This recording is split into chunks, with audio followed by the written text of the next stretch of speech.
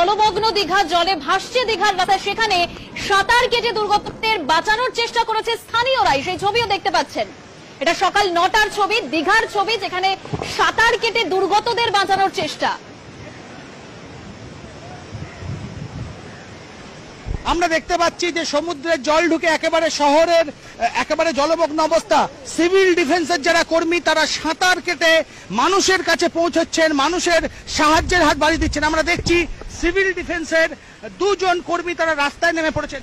দিদি, সাঁতার কেটে যাচ্ছেন, কোথায় যাচ্ছেন? আমরা গ্রামের দিকে যাচ্ছি লোককে সাহায্য করতে। কি অবস্থা দিদি জলের? শোচনীয় অবস্থা। আর এই মুহূর্তে আমরা যতটা পারবো সাহায্য করছি গ্রামের মানুষদেরকে নিয়ে আসার জন্য।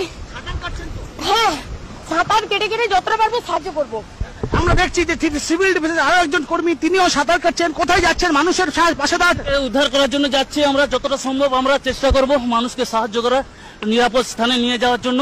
আমরা সেই জন্য যাচ্ছি সাঁতার কেটে, যাতে মানুষ সুবিধা পায়। কত আনিল মাথা দে দে দে দে দে দে না।